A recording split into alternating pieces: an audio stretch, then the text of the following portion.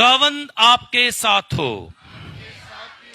हमारे लिए आज की खुशखबरी मुकद्दस लूका के मुताबिक।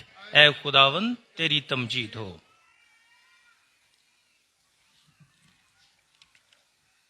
उसके 23वें बाब में से।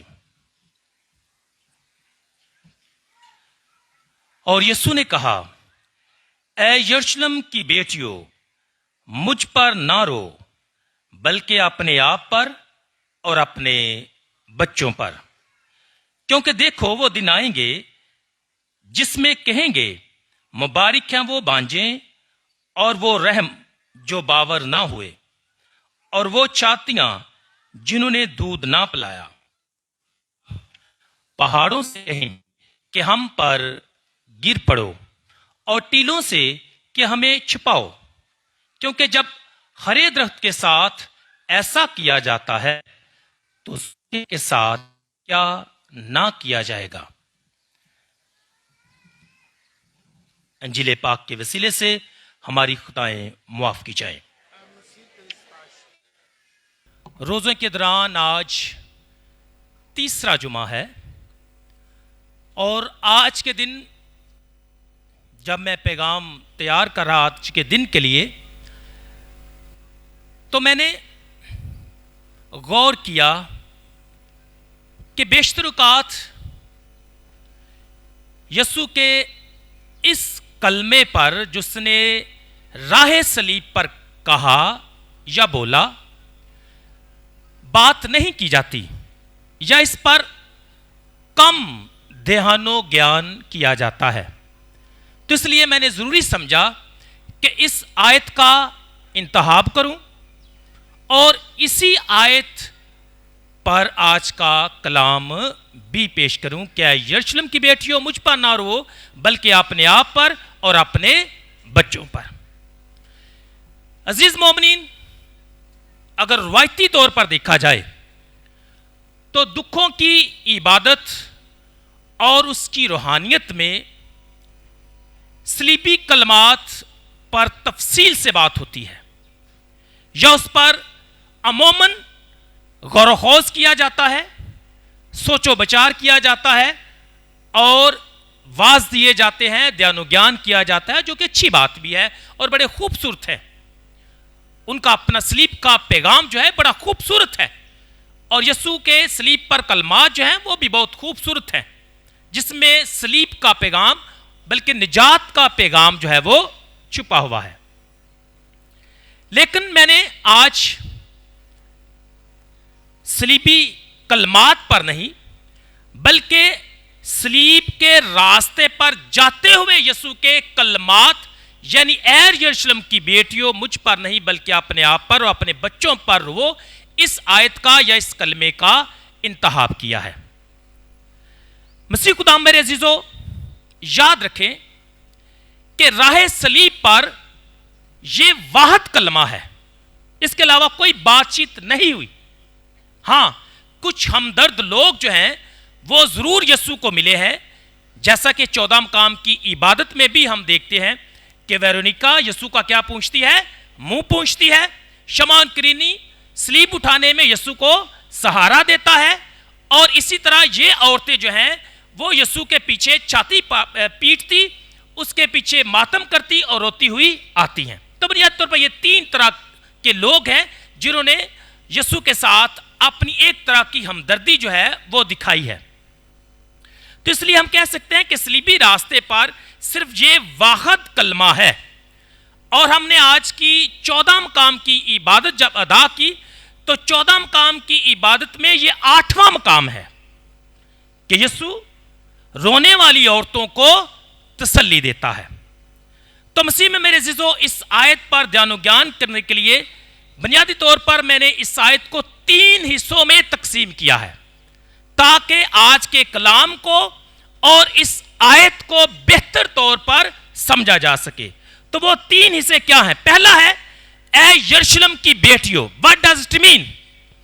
दूसरा है, मुझ पर ना रो। इसी आयत का दूसरा हिस्सा जो है वो है, मुझ पर ना रो। और तीसरा और आखिरी हिस्सा है, अपने बच्चों और अपने آپ پر. تو آئیں خدا سے مدد مانگیں, خدا کا خاص فضل مانگیں کہ خدا ہمیں فضل عطا فرمائے تاکہ ہم اس کے کلام کو گہرے طور پر جان سکیں اور اس کے پیغام کو بھی اپنی زندگی کے لیے سیکھ سکیں. تو اس سے پہلے کہ ہم ان تینوں نکات پر دھیان و گیان کریں, سب سے پہلے میں بتانا چاہتا ہوں کہ روزوں کا آغاز جو ہے ایک ایسی للکار سے ہوا ہے جہاں رونے, گریہ زاری کرنے اور ماتم کرنے کی دعوت دی گئی ہے. ہم نے راگ کے بت میں پہلی جو تلاوت سنی تھی یوئیل نبی کی کتاب میں سے, ادھر اعلان کیا گیا کہ کیا کرو, سب سے پہلے روزے کا اعلان کرو, مقدس محفل فراہم کرو, گریہ زاری کرو اور ماتم کرو. لکھا ہے کہ روزہ رکھ کر گریہ زاری کرتے ہوئے اپنے سارے دل سے میری طرف رجوع لاؤ. نیز یہ بھی لکھا ہے کہ ڈیوڑی اور مذبح کے درمیان کاہن یعنی خدا کے خادم ماتم کریں. تو روزوں کا آغاز جو ہے اس بڑی للکار کے ساتھ ہوا, اور وہ للکار اور دعوت کیا تھی کہ انسان جو ہے روزہ رکھے, خداوند کی طرف رجوع کرے, ماتم کرے, گریہ زاری کرے, پشیمان ہو اور اپنے خداوند, اپنے خالق کی طرف واپس لوٹ آئے. تو اٹ مینس رونا جو ہے یہ کوئی بری بات نہیں ہے. گریہ زاری کرنا, ماتم کرنا یہ ایک طرح کی دعوت ہے اور پشیمان ہونے کی کیا ہے, علامت ہے. مطلب گناہوں پر پشیمان ہونا, خداوند کی طرف بڑھنا, توبہ کرنا, رجوع کرنا اور خداوند سے میل کر لینا. تو اس کنٹیکسٹ میں رونا, ماتم کرنا جو ہے یہ پشیمانی کی علامت ہے. اور کئی دفعہ جب انسان روتا ہے تو اپنے لیے بھی روتا ہے, کئی دفعہ وہ بہت دکھی ہوتا ہے, کئی دفعہ وہ بڑی پین سے گزرا ہوتا ہے, کئی دفعہ وہ دوسروں کے دکھ اور درد کو دیکھتا ہے یا دوسروں کو مشکلات میں دیکھتا ہے یا کسی کے کیا کہتے ہیں اذیت کو دیکھتا ہے, تو انسان جو ہے اس کے آنسو نکل آتے ہیں. اب اس کنٹیکسٹ میں ہم آج کی اس آیت کو سمجھیں گے جس کے میں نے 3 حصے کیے ہیں تاکہ کلام کو سمجھا جائے. مسیح میں میرے عزیزو, ہماری آج کی بنیادی آیت ہے, اے یروشلم کی بیٹیوں مجھ پر نہ رو بلکہ اپنے آپ پر اور اپنے بچوں پر. پہلا حصہ, اے یروشلم کی بیٹیوں. صلیبی راستے پر ایک بڑا ہجوم ہے, جس طرح میں نے ابتدا میں کہا ایک بڑا ہجوم ہے جس میں زیادہ تر جو لوگ ہیں یسوع سے نفرت کرنے والے ہیں, اینڈ یو نو دیم. لیکن اس سارے ہجوم میں جو یسوع سے نفرت کرتا ہے, جو اسے قتل کرنا چاہتا ہے یا جو اسے ختم کرنے کا ارادہ کر چکا ہے, جو اسے ریجیکٹ کر چکا ہے, اسی بڑے ہجوم میں نے کہا کہ کچھ ایسے لوگ بھی ہیں جنہوں نے یسوع کی طرف ہمدردی کا ہاتھ بڑھایا یا ان کو خداوند کو ہمدردی کے ساتھ دیکھا. تو اسی ہجوم میں سے ہم دیکھتے ہیں کہ عورتیں جو ہیں, لکھا ہے کہ اپنی چھاتی پیٹتی اور روتی ہوئی اس کے پیچھے چلیں. اور جب یسوع نے یہ دیکھا کہ اس ہجوم میں کچھ ایسے لوگ, بالخصوص یہ خواتین جو ہیں وہ یسوع کی طرف آتی ہیں, اس کے پیچھے پیچھے چلتی ہیں اور روتی ہیں, چھاتی پیٹتی ہیں, ماتم کرتی ہیں, تو یسوع نے مڑ کر ان کی طرف دیکھا اور کہا, اے یروشلم کی بیٹیوں. بھئی آج ہم بہت کچھ سیکھنے والے ہیں, آپ نے دھیان سے سننا ہے. جب یسوع ان خواتین کو یروشلم کی بیٹیاں کہہ کر پکارتا ہے تو اس کا مطلب کیا ہے؟ یہ جینڈر کی بات نہیں ہے. جب یسوع یہ کہتا ہے کہ اے یروشلم کی بیٹیوں, وہ در حقیقت خواتین کی بات نہیں کرتا, یعنی جینڈر کی بات نہیں ہے. یعنی مرد اور عورت کی بات نہیں ہے، بلکہ بات یہاں بائبل کی زبان میں کیا ہے کہ جب بھی بائبل میں بیٹی کسی کو کہا گیا ہے تو بنیادی طور پر یروشلم شہر اور اس کے ارد گرد کے لوگوں کو بیٹی کہہ کر پکارا گیا ہے. جیسا کہ ہم زبوروں میں اور پرانے عہد نامے میں بار بار صہیون کی بیٹی کا ذکر سنتے ہیں. اب صہیون کی بیٹی کسی عورت کو نہیں بلایا جا رہا. صہیون کی بیٹی کیا کون ہے؟ یہ یروشلم اور خدا کے لوگ ہیں، یعنی دو ہے. بیٹی کون کس کو کہا گیا ہے؟ یروشلم شہر کو. بیٹی کس کو کہا گیا ہے؟ خدا کے چنے ہوئے لوگوں کو. بیٹی کس کو کہا گیا ہے؟ ان لوگوں کو جو بقیہ ہے، مطلب جو خداوند کے ساتھ وفادار رہے ہیں. بیٹی کس کو کہا گیا ہے؟ یروشلم کو یا بنی اسرائیل کو، خدا کے لوگوں کو. اور بنیادی کانٹیکس میں خدا کے بقیوں کو بھی بیٹی کہہ کر جو ہے بلایا گیا ہے. تو اس لیے جب یسوع عورتوں کو یہ کہتا ہے کہ اے یروشلم کی بیٹیوں، he doesn't mean خواتین. what does it mean؟ اے یروشلم کے لوگوں، اے یروشلم کے باسیوں، اے خدا کے چنے ہوئے لوگوں. یسوع مخاطب خواتین سے نہیں بلکہ کن سے ہے؟ لوگوں سے. اب دوسری بات، کیوں کر یسوع یروشلم کی عورتوں کو بیٹیاں کہتا ہے؟ پہلا تو میں نے بتایا کیوں، کیونکہ وہ خدا کے لوگ ہیں. دوسرا اس لیے وہ یہ بھی باور کرانا چاہتا ہے کہ ہم سب کا ایک ہی باپ ہے اور وہ ہمارا خداوند ہے. اب ہم جتنے بھی انسان ہیں، جتنے بھی لوگ ہیں، یا جتنے بھی بلائے گئے ہیں، یا جتنے بھی چنے گئے ہیں، یا جتنے بھی خدا کے لوگ بنائے گئے ہیں، وہ خدا کی کیا ہیں؟ بیٹیاں ہیں. میں نے پہلے کہا کہ آپ نے جنڈر سینس میں نہیں سمجھنا. اب خداوند جب ان کو پیار کرنے والے باپ کی طرف کہتا ہے کہ یروشلم کی بیٹیوں، یروشلم کی بیٹیوں، مطلب یہ کہ میں تمہارا باپ ہوں، میں تمہارا خداوند ہوں، میں تمہیں پیار کرتا ہوں، میں تمہیں عزیز جانتا ہوں، مجھے تمہاری فکر ہے. حالانکہ ہم دیکھتے ہیں کہ یروشلم نے کیا کیا ہے. یروشلم کی بیٹیوں نے، مطلب یروشلم کے لوگوں نے، خدا کی چنی ہوئی قوم نے، بنی اسرائیل نے کیا کیا ہے؟ انہوں نے خدا کے بیٹے کو قتل کیا ہے، خدا کے بیٹے کو مار ڈالا ہے، اس کے کلام کو رد کیا ہے، اس کے منہ پر تھوکا ہے، اسے صلیب دی ہے. لیکن ان ساری چیزوں کے باوجود ہم جانتے ہیں کہ یروشلم جانا در حقیقت صلیبی راستہ اپنانا ہے. یروشلم جانا در حقیقت صلیبی قربانی کو قبول کرنا ہے یا صلیبی موت کو قبول کرنا ہے.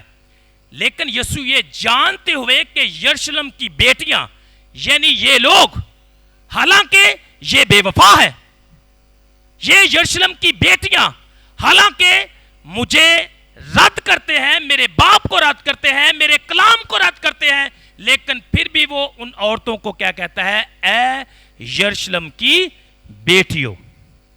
تو مسیح میں میرے عزیزو، روزوں کے کانٹیکس میں اور ببلیکل کانٹیکس میں اس کا ایک اور بھی مطلب ہے. اور وہ کیا مطلب ہے؟ جب یسوع یہ کہتا ہے کہ اے یروشلم کی بیٹیوں، تو در حقیقت وہ ان لوگوں کی طرف بھی اشارہ کرتا ہے یا ان کو بھی ایک طرف سے موقع دیتا ہے یا ان کو بھی ایک طرح سے خدا کے رحم کی طرف بلاتا ہے جو کھو گئے ہیں. تو یروشلم کی بیٹیاں کہنا در حقیقت کھوئے ہوئے کو بلانا ہے. اور میں نے کہا کھوئے ہوئے وہ کیوں کر ہیں؟ کیونکہ انہوں نے خدا کے کلمے کو، خدا کے بیٹے کو نہ صرف رد کیا بلکہ اسے کیا کیا؟ قتل کر دیا. تو جب یسوع ان عورتوں کو یہ کہتا ہے کہ اے یروشلم کی بیٹیوں، تو در حقیقت وہ کھوئے ہوئوں کو ڈھونڈتا، بلاتا، بچاتا، ان کی فکر کرتا، انہیں واپسی کا موقع دیتا ہے. اے یروشلم کی بیٹیوں، کیا کرو؟ تم کھو چکی ہو، واپس آ جاؤ. اے یروشلم کی بیٹیوں، تو نے مجھے اور میرے کلام اور میرے باپ کو رد کیا ہے، دوبارہ سے واپسی کا راستہ کھلا ہے. اے یروشلم کی بیٹیوں، تم نے خداوند کے کلمے کو ریجیکٹ کیا ہے، لیکن ابھی بھی خداوند تمہیں پیار کرتا ہے جس طرح وہ تمہیں پیار کرتا تھا. آپ کی بے وفائی کے باوجود بھی وہ تمہیں پیار کرتا ہے. یروشلم کی بیٹیوں مطلب اے کھوئے ہوئے، اے تھکے اور ماندو. لوسٹ شیپ جو ہے اس کی طرف کیا ہے؟ اشارہ ہے. بٹکی ہوئی بھیڑ کی طرف اشارہ ہے کہ اے یروشلم کی بیٹیوں واپس آ جاؤ. حالانکہ تم نے یعنی یروشلم، تو نے خدا کے بیٹے کو رد کیا ہے، تو نے نجات کو قبول نہیں کیا، تو سخت گردن رہا، لیکن اس کے باوجود بھی خداوند تجھے پیار کرتا ہے. اور لکھا ہے اس لیے تو نے وہ وقت نہ پہچانا جب تجھ پر نگاہ کی گئی. دیکھیں یہ بڑے پاورفل جملے ہیں کہ اس لیے کہ تو نے اس وقت کو نہ پہچانا جب تجھ پر نگاہ کی گئی. مطلب جب خدا نے اپنے اکلوتے بیٹے کو بیچ دیا، بخش دیا، تاکہ جو کوئی اس پر ایمان لائے ہلاک نہ ہو بلکہ ہمیشہ کی زندگی پائے. اور آپ جانتے ہیں کہ یسوع یروشلم پر روتا ہے. پوائنٹ ٹو بی نوٹڈ اور غور کرنے والی بات ہے. یسوع یروشلم پر کیوں روتا ہے؟ اس لیے نہیں کہ وہ یعنی یروشلم کے لوگ، یا دوسرے لفظوں میں یروشلم کی جو بیٹی ہے اس کے ساتھ کیا کرنے والی، اس لیے نہیں یسوع روتا کہ یروشلم کے لوگ یسوع کے ساتھ کیا کر رہے تھے یا کیا کریں گے، یا ان کا رویہ مسیح کے خلاف کیسا ہے. یسوع یروشلم پر اس لیے نہیں روتا. وہ کس لیے روتا ہے؟ کہ یروشلم کے ساتھ جو ہونے والا ہے، کیونکہ خداوند جانتا ہے. اور کیا ہونے والا ہے؟ لوکا انجیل نویس بیان کرتا ہے کہ تیرے دشمن تیرے بچوں کو ہاک میں ملا دیں گے. That is the concern. یہ فکر ہے، یہ خدا کی محبت ہے. یسوع اس لیے نہیں روتا کہ لوگ اس کے ساتھ برا سلوک کریں گے. نو. یسوع اس لیے نہیں پریشان کہ یروشلم نے یا اس کے باسیوں نے اسے صلیب دی ہے. نو. یسوع اس لیے یروشلم پر ہوتا ہے کیونکہ یروشلم ہلاک کر دیا جائے گا، وہ پست ہو جائے گا، وہ مار ڈالا جائے گا، وہ خدا سے دور چلا جائے گا. تو مسیح میں میرے عزیزو، اس لیے یسوع جو ہے وہ یروشلم کی بیٹیوں کو، عورتوں کو بیٹیاں کہہ کر بلاتا ہے تاکہ انہیں کیا کرے؟ واپسی کے لیے دعوت دے. اب ہمارا دوسرا نقطہ تھا مجھ پر نہ رو بلکہ اپنے آپ پر. بلکہ اس کو بھی میں نے تھوڑا سا شارٹ کیا ہے، مجھ پر نہ رو. یہ ہمارا آج کا دوسرا نقطہ ہے، یا مجھ پر مت رو. دیکھیں جب یروشلم کی بیٹیاں، اور آپ سمجھ گئے ہیں بیٹیاں کون ہیں، جب وہ راہ کلوری پر ہیں اور یروشلم کی بیٹیاں آنسو بہاتی ہیں، وہ روتی ہیں، تو اب ان کے رونے کا سبب کیا ہے یہ جاننا بہت ضروری ہے.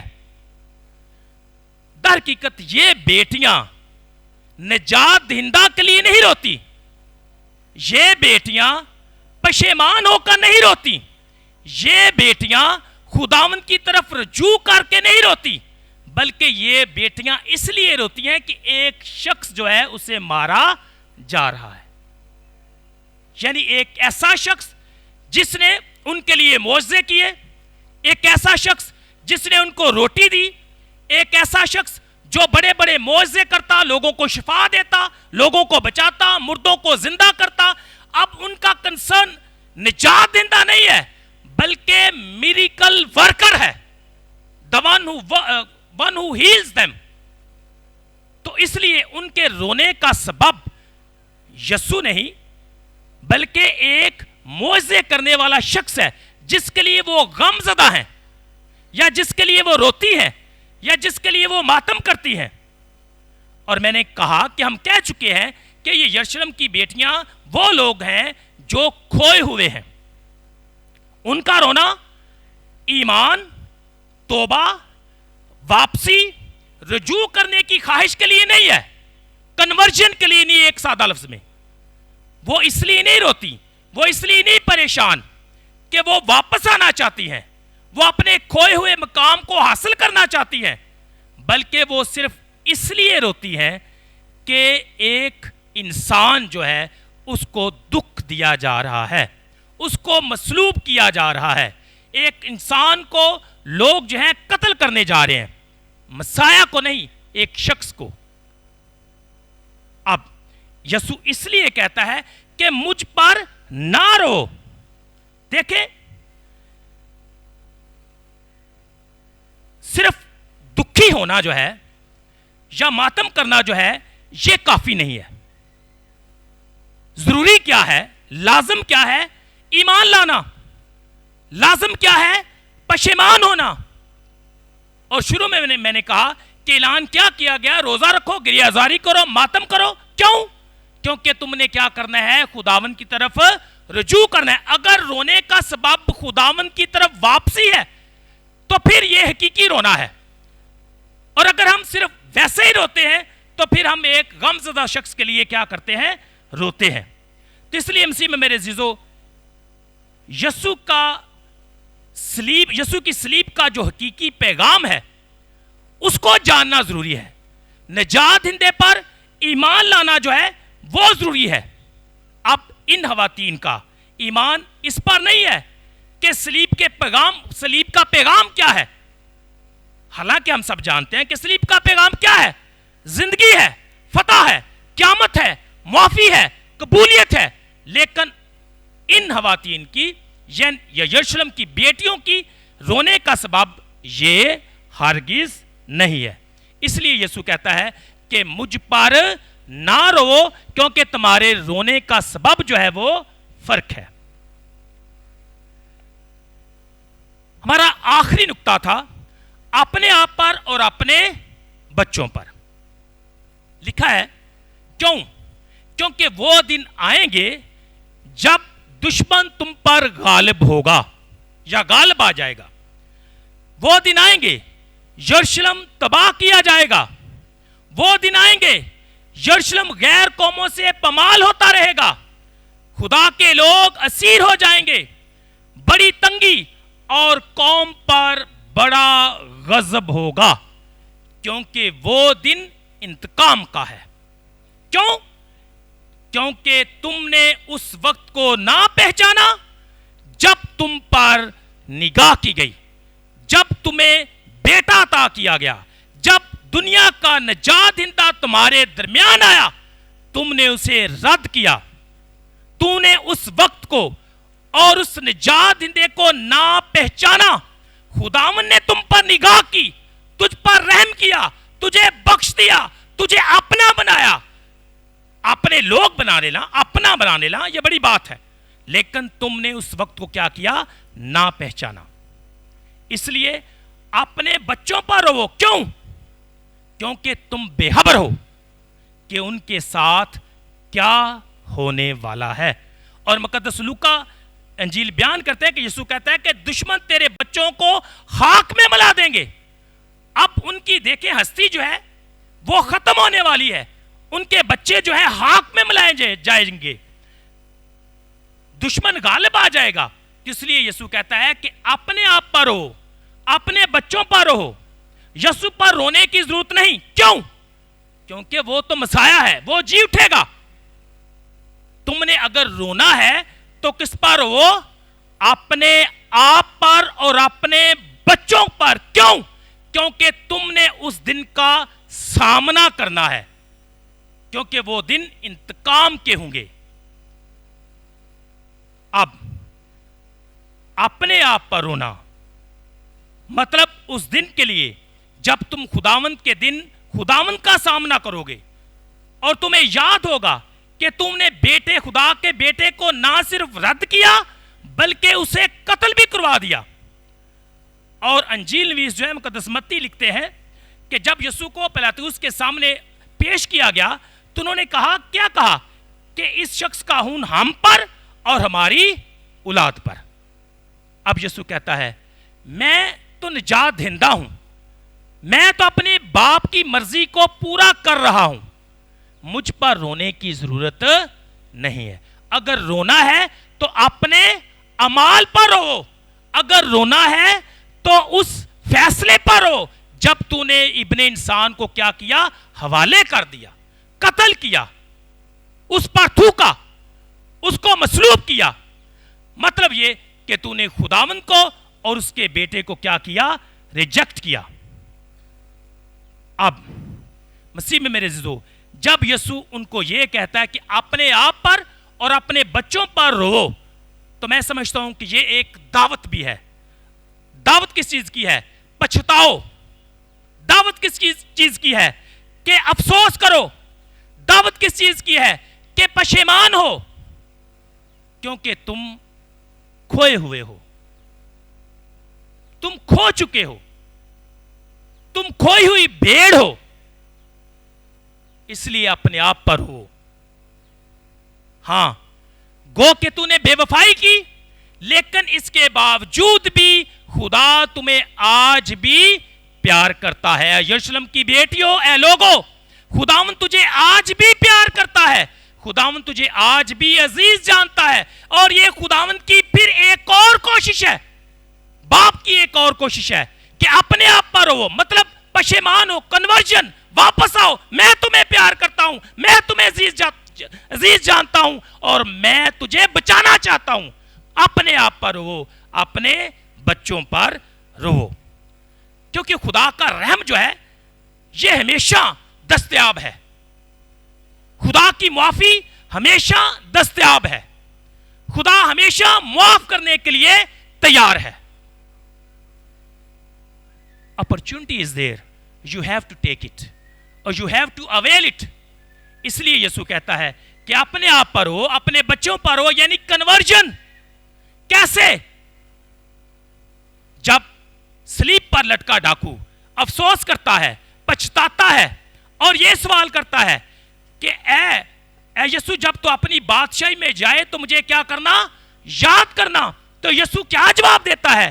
کہ آج ہی تو میرے ساتھ فردوس میں ہوگا. اپنے آپ پر, اپنے بچوں پر رو, مطلب فردوس کے دروازے آج بھی, آخری لمحے بھی تمہارے لیے کھلے ہیں. اور انفیکٹ خداوند نے ان کو معاف کر دیا. ایک جگہ میں شاید بچوں کو پڑھا رہا تھا یا پتہ نہیں کہاں, تو میں نے کہا کہ خداوند کی محبت دیکھیں, جنہوں نے معافی مانگی خداوند نے ان کو بھی معاف کیا. یعنی جب ڈاکو نے کہا کہ مجھے معاف کر, تو یسوع نے کہا کہ تو آج ہی میرے ساتھ فردوس میں ہوگا. اور جنہوں نے معافی نہ مانگی خداوند نے کہا کہ اے باپ ان کو معاف کر, کیونکہ یہ نہیں جانتے کہ یہ کیا کرتے ہیں. مسیح میں میرے عزیزو, یسوع ان عورتوں کو بیٹیاں کہہ کر مخاطب کرتا ہے. He owns them. Again his own people, جو اس کے دل کے قریب ہیں, جنہیں وہ پیار کرتا ہے, جنہیں وہ کھونا نہیں چاہتا. خداوند انہیں آج بھی پیار کرتا ہے. خداوند نے ان کے رویے اور عمل کو نہیں دیکھا. خداوند نے ان کی نفرت کو یاد نہیں کیا, ہرگز نہیں. خداوند کو درکار ہے تو ان کی پشیمانی، پچھتاوا ڈاکو کی طرح کہ جب تو اپنی بادشاہی میں جائے تو مجھے یاد کرنا، تاکہ وہ انہیں بھی کہہ سکے کہ آج ہی تم یروشلم کی بیٹیوں اے لوگوں، آج ہی تم میرے ساتھ فردوس میں ہوگے۔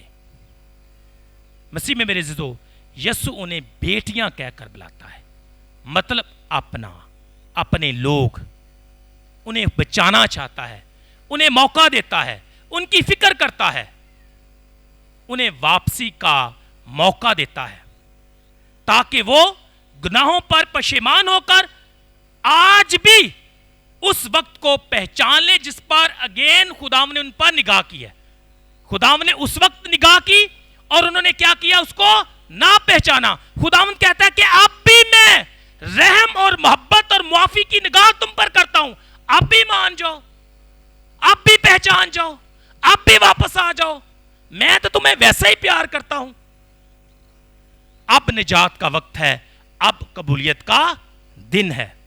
مسیح میں میرے عزیزو، یاد رکھیں کہ اکثر اوقات لوگ صلیب کی طرف دیکھ کر روتے ہیں، کئی دفعہ لوگ 14 مقام کی عبادت کے دوران بھی روتے ہیں۔ یاد رکھیں، یہ میرا خیال ہے اور آج کے کلام میں ہم نے یہی سیکھا ہے کہ رونا مناسب ہے، لیکن اپنے گناہوں پر رونا مناسب ہے، پشیمان ہو کر، لیکن یسوع کے لیے رونا مناسب نہیں ہے۔ کیوں؟ کیونکہ رونا اس کانٹیکس میں نا امیدی کی علامت ہے۔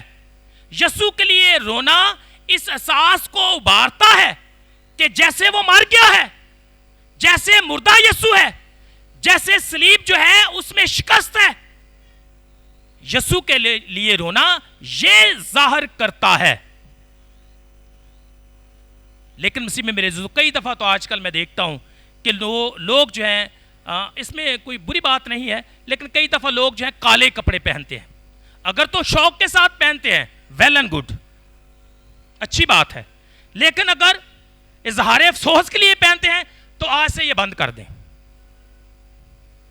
شوق کے ساتھ پہننا نو پرابلم، پہنا کریں، اچھے بھی لگتے ہیں، دیکھو نوجوانوں نے کافی پہنے ہوئے ہیں، اچھی بات ہے، لیکن اگر یہ صرف یہ ماتم، نوحہ اور افسوس کا اظہار ہے تو پلیز ڈونٹ ڈو اٹ۔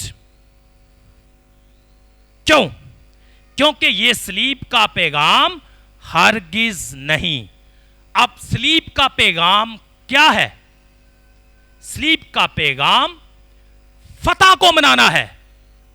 جب ہم صلیب پر نگاہ کرتے ہیں تو ہم شکست خوردہ یسوع کو نہیں دیکھتے، بلکہ ہم فتح مند مسیح کو دیکھتے ہیں، جس نے مجھے بلکہ ساری دنیا کو کیا کیا؟